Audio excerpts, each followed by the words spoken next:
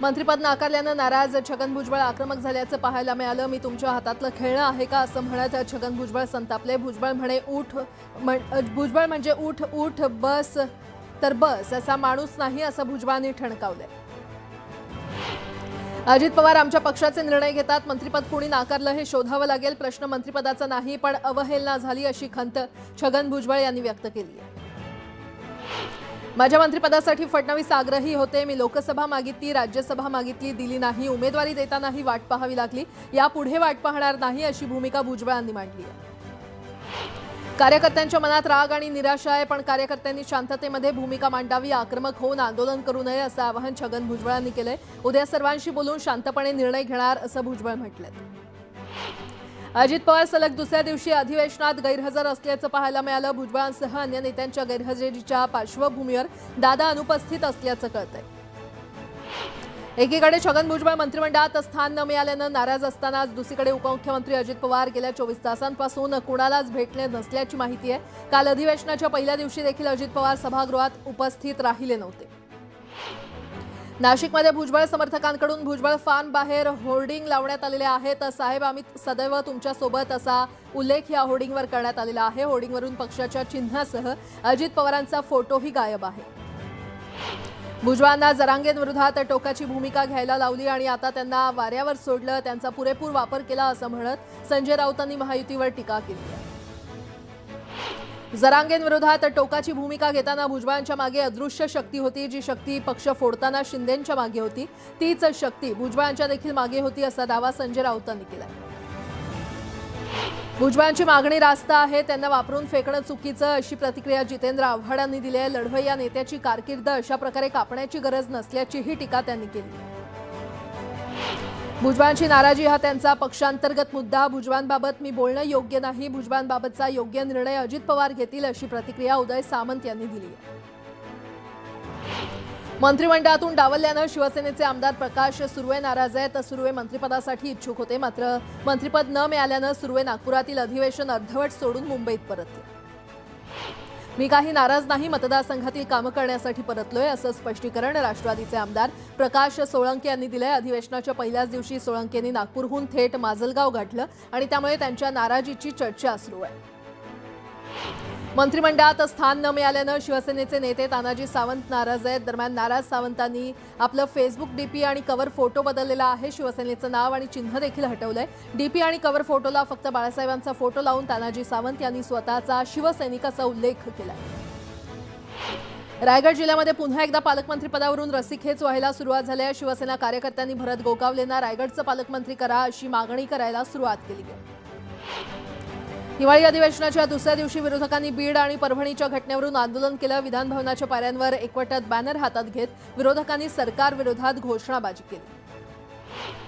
वाल्मिक कराडला खंडणीच्या गुन्ह्यात आरोपी केलं, पण हत्येच्या गुन्ह्यात का केलं नाही असं वाल्मिक कराड सरकारपेक्षा मोठा आहे का असा सवाल जितेंद्र आव्हाड यांनी केलाय। तर बीडमध्ये मोर्चा काढणार असल्याचं देखील त्यांनी स्पष्ट केलं।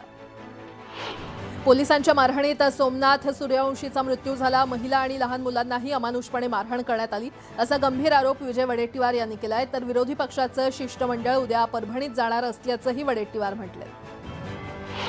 देशात अघोषित हुकुमशाही लादण्याचा सरकारचा प्रयत्न असल्याची टीका संजय राऊतांनी केली आहे। संविधानिक सगळ्या संस्था मोडकळीस आणण्याचा प्रयत्न असल्याचं म्हणत राऊतांनी वन नेशन वन इलेक्शनला विरोध केलाय। देशातून लोकशाही संपवण्याचा मोदी सरकारचा प्रयत्न आहे। वन नेशन वन इलेक्शनला विरोध करत नाना पटोले यांनी ही टीका केली आहे। खातेवाटपात कोणताही तिढा नाही, 2 दिवसात खातेवाटप होईल अशी माहिती मंत्री उदय सामंत यांनी दिली आहे। विधानसभेचे अकोला पश्चिमचे भाजप उमेदवार विजय अग्रवाल यांचा पराभव झाला। दरम्यान पराभवाचं मंथन करताना पक्षविरोधी कारवाया करणाऱ्या 7 पदाधिकाऱ्यांना पक्षातून 6 वर्षांसाठी निष्कासित करण्यात आलं।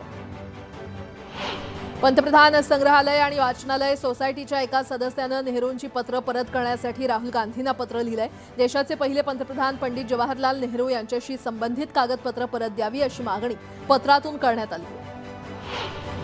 अंतरवाली सराटीमध्ये 25 जानेवारीपासून पुन्हा उपोषण करणार अशी घोषणा मनोज जरांगेंनी केली। आता हे आंदोलन गरीब मराठ्यांनी हातात घ्यावं असं आवाहन जरांगेंनी केलंय। सरकार विनाकारण मराठ्यांना वेठीस धरतंय, सगळे सोयरेची अंमलबजावणी करा, 25 जानेवारीच्या आत सगळ्या मागण्या पूर्ण करा, नाहीतर सरकारला मोठं आंदोलन बघावं लागेल असा इशारा जरांगेंनी दिलाय। काहीही झालं तरी मी आता मागे हटणार नाही. या आंदोलनामध्ये माझा शेवटही होऊ शकतो. मी नसलो तरी तुम्ही योगदान द्या, असं वक्तव्य जरांगेंनी केलंय. संविधानाच्या प्रतिकृतीचा अवमान केल्यानंतर उसळलेल्या हिंसाचारात सोमनाथ सूर्यवंशी या तरुणाचा मृत्यू झाला. दरम्यान या प्रकरणी निषेध व्यक्त करत इंदापुरात बंद पाळण्यात आला. नागरिकांसह व्यापाऱ्यांनी बंदला चांगला प्रतिसाद दिला. बीडमधील घटनेच्या निषेधार्थ नाशिकमधील आडगाव आणि जत्रा हॉटेल परिसरात बंदची हाक देण्यात आली आहे. संतोष देशमुख यांच्या हत्येचा निषेध व्यक्त करण्यात आला आहे. परभणीतील घटनेच्या निषेधार्थ आरपीआयनं मनमाड बंदची हाक दिली आहे. बंदला उत्स्फूर्त प्रतिसाद मिळाला असून संपूर्ण शहरात कडकडीत बंद पाळण्यात आला आहे. परभणीच्या घटनेच्या निषेधार्थ आज विक्रोळी बंदची हाक देण्यात आली आहे. त्यामुळे कडकडीत बंद पाळण्याचं आवाहन भीम सैनिकांनी सर्व दुकानदारांना केलं आहे. परभणीतील घटनेच्या पार्श्वभूमीवर सोलापुरात अज्ञात व्यक्तींनी थेट बस पेटवली. एसटी डेपोमध्ये लावलेली शिवशाही बस पेटवून दिली. 2 दिवसात अज्ञातांनी 3 बसेसच्या काचा फोडल्यात तर बसही पेटवली आहे. येत्या फेब्रुवारीमध्ये राजधानी दिल्लीमध्ये मराठी साहित्य संमेलनाचं आयोजन केलं जाणार आहे आणि हे संमेलन तालकटोरा मैदानात होणार आहे. दरम्यान शरद पवारांनी स्वतः आज संमेलनाच्या मैदानाची नियोजनाची पाहणी केली. शिर्डीतील साईबाबांच्या मूर्तीचं 3D स्कॅनिंग करण्यात येणार आहे. 3D स्कॅनिंगद्वारे डेटा संरक्षित करण्याचा निर्णय घेण्यात आलाय. या स्कॅनिंगसाठी 20 डिसेंबर रोजी दुपारी 1:30 नंतर मंदिर 3 तास भाविकांना दर्शनासाठी बंद ठेवण्यात येणार आहे. थंडीच्या धुक्यांमुळे सोलापूरच्या विमानसेवेचा 23 डिसेंबरचा मुहूर्त 1 महिना पुढे ढकलण्यात आलाय. सोलापूरकरांना विमानसेवेसाठी आणखी महिनाभर वाट पाहावी लागणार आहे. इंदूर शहरात प्रशासनाकडून एक मोठी घोषणा करण्यात आली आहे. 1 जानेवारी 2025 पासून इंदूरमध्ये भिकाऱ्यांना भिक्षा देणाऱ्या लोकांवर देखील FIR दाखल केली जाणार आहे. इंदूरला भिकारी मुक्त करण्याचं उद्दिष्ट साध्य करण्याच्या प्रयत्नांचा एक भाग म्हणून प्रशासनानं हा निर्णय घेतलाय. देशात ईव्हींची मागणी दिवसेंदिवस वाढते. 2030 पर्यंत ईव्हींची संख्या 30% वाढू शकते. या गाड्यांसाठी देशात सार्वजनिक चार्जिंग सुविधा निर्माण करावी लागणार आहे आणि यासाठी 16,000 कोटींच्या गुंतवणुकीची गरज भासणार आहे. Should be checked. Election commissioners should come by way of elections. They should come with the go through the election process and get elected by the people. Because what we have witnessed during last 2 to 3 years, that whatever the decision which was given by the election commission in the state of Maharashtra, which is not accepted according to the democratic principles of the constitution enshrined in the constitution, sir. So I oppose this bill. Gaurav Gogoi जी के बाद में ruling दे दूं, पहले गौरव गोगोई जी बोले। Sir आप बोलिए sir, चर्चा है या 72 है, आप बोलिए पहले। देखिए, ये अध्यक्ष पर निर्भर करता है कि वो उस विषय को किस तरीके से लेते हैं, ठीक है ना। नियम 72 नियम उपनियम 1 पहला परंतु वर्णित किया करता है कि यदि विधेयक पूर्व स्थापन का विरोध इस आधार पर किया जाता है कि विधेयक की विषय वस्तु इस सभा की विधायन क्षमता से परे है। अब सबसे पहले वक्ता माननीय मनीष तिवारी जी ने ये विषय रखा और वक्ताओं ने भी रखा ये विधायन क्षमता से परे है, और इसीलिए जब ये विषय रखा तो मैंने इस विषय को कहा तो विधायक तो अध्यक्ष अन्य सदस्यों को विधेयक के बंदों पर अपने मत रखने की अनुमति प्रदान की जा सकती, इस तहत किया। हाँ, आप आणि आता उर्वरित बातम्या पाहूयात. देशात कोळशाची आयात सुरू आहे. चालू आर्थिक वर्षाच्या पहिल्या 7 महिन्यांमध्ये 4.2% वाढून 16.24 कोटी टनापर्यंत पोहोचले. मागील वर्षी याच समान कालावधीमध्ये कोळशाची आयात 15.58 कोटी टन इतकी होती. निवडणुकीच्या कामासाठी प्रतिनियुक्तीवरील 1100 कर्मचारी अद्याप सेवेत रुजू झालेले नाहीयेत. हे कर्मचारी ताबडतोब रुजू न झाल्यास आता पुढील महिन्यातील त्यांचा पगार रोखण्यात येईल असा अखेरचा इशारा महापालिका प्रशासनानं दिलाय. एसटी कर्मचाऱ्यांना 2020 पासून न दिलेले थकीत देय तातडीनं द्यावं यासह विविध मागण्यांसाठी एसटी कर्मचाऱ्यांचं आजपासून अन्नत्याग आंदोलन होणार आहे. लवकरच या मागण्या मान्य न झाल्यास आंदोलन आणखी तीव्र करण्यात येणार असल्याचा इशारा संघटनेच्या वतीनं देण्यात आला आहे. 2025चा गणेशोत्सव पर्यावरणपूरक होण्यासाठी मुंबई महापालिकेनं तयारी सुरू केली आहे. त्या दृष्टीनं लवकरच एक पूर्वतयारीची बैठक होईल. त्यासाठी मूर्तिकार आणि गणेशोत्सव मंडळाचे प्रतिनिधी आणि पर्यावरण क्षेत्रात कार्यरत संस्थांना सूचना देण्यास सांगण्यात आलं. नवी मुंबईतील दारावे गावातील ग्रामस्थांनी रायगड भवन खाली सिडको विरोधात निषेध आंदोलन केलं. दारावे गावातील ग्रामदेवस्थानाच्या नावे असलेल्या होळी मैदानावर सुरू असलेल्या अनधिकृत इमारतीच्या बांधकामाविरोधात ग्रामस्थ आक्रमक झाले. देखभाल दुरुस्तीच्या कामासाठी नवी मुंबईमध्ये आज संध्याकाळी पाणीपुरवठा बंद राहणार आहे. उद्या नियमित दाबानं पाणीपुरवठा होईल अशी माहिती महापालिकेनं दिली. पश्चिम रेल्वे मार्गावरील सकाळच्या सत्रात चालवल्या जाणाऱ्या 2 जलद साध्या लोकल 12 ऐवजी 15 डब्यांच्या चालवण्याचा निर्णय घेण्यात आलाय. या बदलामुळे लोकलच्या माध्यमातून 33% अधिक प्रवासी प्रवास करू शकणार आहेत. मुंबईतील प्रदूषण वाढत असताना पालिकेकडून देखील प्रदूषण नियंत्रण आणि उपाययोजनांवर वेगानं भर दिला जातोय. या पार्श्वभूमीवर नवीन वर्षात पालिकेच्या पर्यावरण विभागाकडून हवा प्रदूषणाची पातळी मोजण्यासाठी आणखी 4 मोबाईल व्हॅन घेण्याचा निर्णय घेण्यात आलाय. मुंबईच्या किमान तापमानात घट झाल्यानं प्रदूषणात वाढ झाली आहे. शिवाजीनगर, गोवंडी आणि मालाडमधील AQI वाईट तर नेवीनगर, कुलाबामधील हवा अतिशय वाईट श्रेणीमध्ये नोंदली गेली आहे. अमरनाथमध्ये खुलेआम अनधिकृत जीन्स वॉश कारखाने सुरू आहेत. जीन्स वॉश कारखान्यांमुळे मोठ्या प्रमाणात जलप्रदूषण होत आहे. उल्हासनगर महापालिकेनं त्यांच्या क्षेत्रातील जीन्स कारखाने बंद करून कारवाई केली. मात्र आता हे कारखाने अंबरनाथ तालुक्यात छुप्या पद्धतीनं सुरू आहेत आणि त्यांच्यावर आता कारवाई करण्याची मागणी होती.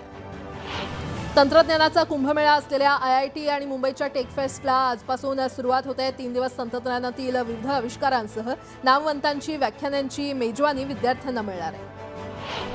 गुणवत्ता, पर्यावरण, व्यावसायिक आरोग्य आणि सुरक्षितता यांचं उत्कृष्ट व्यवस्थापन करण्याच्या निकषावर नवी मुंबई मेट्रोला 3 प्रकारामधील ISO मानांकन प्राप्त झालंय. अशा प्रकारे मानांकन मिळवणारी राज्यातली ही पहिली मेट्रो सेवा ठरली आहे. मध्य रेल्वेनं नोव्हेंबरमध्ये 13 कोटी 80 लाख प्रवाशांनी प्रवास केला असून त्यात 12 कोटी 20 लाख उपनगरी आणि 1 कोटी 60 लाख मेल एक्सप्रेसनं प्रवास करणाऱ्या प्रवाशांकडून 554 कोटींचा महसूल मिळवलेला आहे. कोल्हापुरात ज्योतिबा डोंगराच्या पायथ्याशी गौण खनिजाचं बेकायदा उत्खनन सुरू आहे. मात्र तक्रार करूनही अधिकाऱ्यांनी कारवाई करून अहवाल दिला नाहीये आणि या प्रकरणी अप्पर जिल्हाधिकारी संजय शिंदे यांना पुन्हा त्यांनी एकदा पत्र पाठवून 8 दिवसात अहवाल सादर करण्याचे आदेश दिले. वाशिम जिल्ह्यामध्ये पाणी टंचाई निवारणासाठी वापरलेल्या टँकर आणि विहिरींचा मोबदला रखडलाय. 34 लाख रुपयांचा मोबदला अद्यापही शासनाकडे प्रलंबित असल्यानं नागरिकांमध्ये प्रशासनाबद्दल तीव्र नाराजी आहे. पुणे सातारा महामार्गावरील किकवी गावातील घनकचरा प्रकल्प कौतुकाचा विषय ठरतोय. किकवीमध्ये 10 टन कचऱ्याची विल्हेवाट लावण्यात येणार आहे. पुण्यामध्ये पहिल्यांदाच असा प्रयोग होणार आहे. छत्रपती संभाजीनगरच्या पिंपळवाडी आरोग्य केंद्रामध्ये शस्त्रक्रियेनंतर तब्बल 40 महिलांना चक्क जमिनीवरच झोपवण्यात आलं. सलाईन लावण्यासाठी स्टँड नसल्यानं दारी बांधून सलाईन लावण्यात आली होती. हिंगोलीतील घटनेनंतर छत्रपती संभाजीनगरमध्ये हा प्रकार घडलाय. NEP पदवी अभ्यासक्रमांच्या प्रथम सत्र परीक्षांना आजपासून सुरुवात होते. या परीक्षेसाठी 84,278 विद्यार्थ्यांनी अर्ज केलाय. मात्र काल संध्याकाळपर्यंत हजारो विद्यार्थ्यांना त्यांचं हॉल तिकीटच मिळालेलं नाहीये आणि त्यामुळे पुन्हा एकदा परीक्षा विभागाचा गोंधळ समोर आलाय. सोलापुरात सम्राट चौक आणि डीमार्ट परिसरात ST बसवर दगडफेक करणाऱ्या 3 जणांवर गुन्हा दाखल करण्यात आलाय. सार्वजनिक मालमत्तेचं नुकसान केल्यानं गुन्हा दाखल करण्यात आलाय. पुण्याच्या आंबेगाव तालुक्यातील पारगाव परिसरात बिबट्याच्या 1 वर्षाच्या बछड्याचा मृत्यू झाला. बछड्याला इतर वन्य प्राण्यानं हल्ला करून ठार केल्याचा प्राथमिक अंदाज आहे. सागरी किनारपट्टीवर सोसाट्याचा वारा वाहत असल्यानं खोल समुद्रात मासेमारी करणं धोक्याचं झालंय. मतलई वाऱ्यामुळे खोल समुद्रातील मासेमारी सुमारे 50% बंद ठेवलंय. वातावरणाच्या बदलामुळे पाण्याचा अंतर्गत प्रवाह बदलल्यानं कमी प्रमाणात मासळी मिळते आणि मात्र मिळणारी मासळी कमी प्रतीची मिळत असल्यानं आर्थिक गणितही कोलमडलेलं आहे. आणि आता एक मोठी बातमी. रणजितसिंह मोहिते पाटील यांना भाजपकडून काणे दाखवा नोटीस बजावण्यात आलेली आहे. लोकसभा आणि विधानसभा निवडणुकीत पक्षविरोधी काम केल्याचा ठपका त्यांच्यावर ठेवण्यात आलाय.